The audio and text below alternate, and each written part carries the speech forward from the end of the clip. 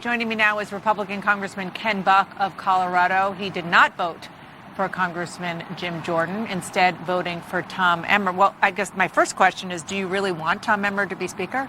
No, I don't. I don't like Tom Emmer. I figured this would be the worst job in America. Mike Rowe would not want to do this for his TV show. This is a terrible job. Okay, so just to underscore that, you voted for somebody because you don't like them. I voted for somebody because I wasn't going to vote for Jim Jordan.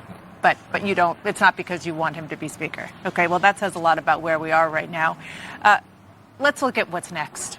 I should just say, so our viewers know, that you were one of the 8 who voted to vacate and to kick Kevin McCarthy out of the Speaker's chair. You just heard Congressman Jimenez talking to Jake, saying that he does want McCarthy back. Is there any chance that you will have a change of heart? I'm not going to vote for Kevin McCarthy. As Carlos also said, we have 220 members, 221 members. We're going to find somebody to agree to and move forward, even if it's for a temporary basis, but we will find somebody so that we can get our work done. What happens now? Yeah, well, right now, folks are going to go into conference. There's going to be a lot of yelling and screaming. I will go into conference after the nerves settle down a little bit. And I think we come up with either the 30-day plan or Jim wants to go back to the floor for a second vote. If we get a second vote, Jim is going to lose some votes that he got on the first vote, and he's going to gain some votes. But I anticipate that the vote will still be in that 15 to 25 range. Was the 20 votes effectively against Jim Jordan a surprise to you? No. Oh, it wasn't a surprise to me. I was surprised that some of the whip counts that were floating around on social media had it down to 6 or 7. I think that was just wishful thinking on some of the staffers' parts. This is there is a group of people, and really widespread across the conference, that do not want to see Jim Jordan as Speaker. Well, yeah, when this happened with Kevin McCarthy, and he eventually did get the votes back in January, the people he was trying to convince were mostly from the Trump wing. I think it's probably, I know that's generalizing, but it's not the kind of people that Jim Jordan is trying to lobby right now, which are largely the moderates, present company excluded.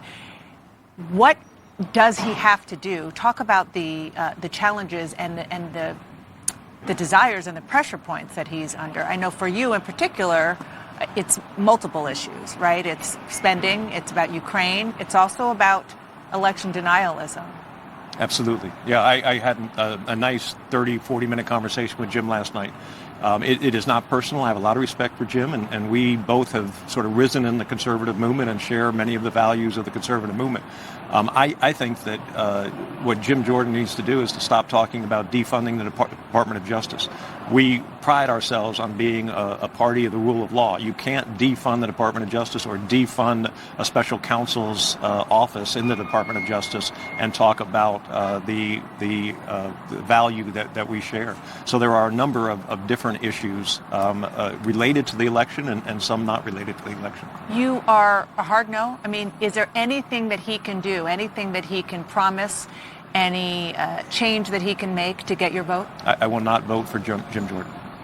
No way. Yeah, no way. Okay.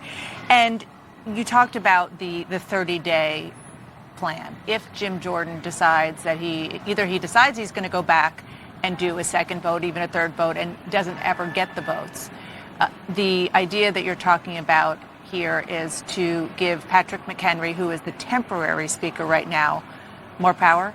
So he's a temporary Speaker without any powers. He cannot bring a bill to the floor and pass a bill. So it would be to make him a Speaker with full power for a limited period of time so that we can go into conference and find a Speaker and at the same time run the House the way the House should be run. I frankly think it would be a bipartisan vote to make something like that happen. You think so? I do.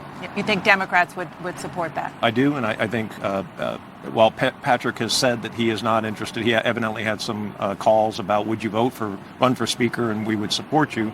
He's not interested in a coalition government, but I think it would send a very strong message to America and the world if both parties came together for a 30-day Speaker. Well, you just mentioned sending a message to the party and the world. What message do you think that they're getting right now? 2 weeks in, no Speaker. The Middle East is on fire. Ukraine is a problem. That's not even to mention China and other issues globally.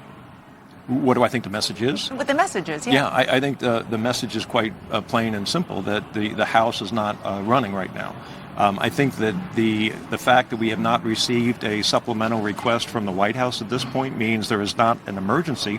It's urgent, it's important, and we will get it done. But I don't think anybody in the world looks at our House or Parliament or any other legislative body and expects to see everything neat and tidy. This is not. Well, this is far from neat and tidy. And I think it is chaos. But it is. If it wasn't, I'd be more concerned about our democracy. Congressman Ken Buck, thank you so much. Appreciate it. Jake, back to you.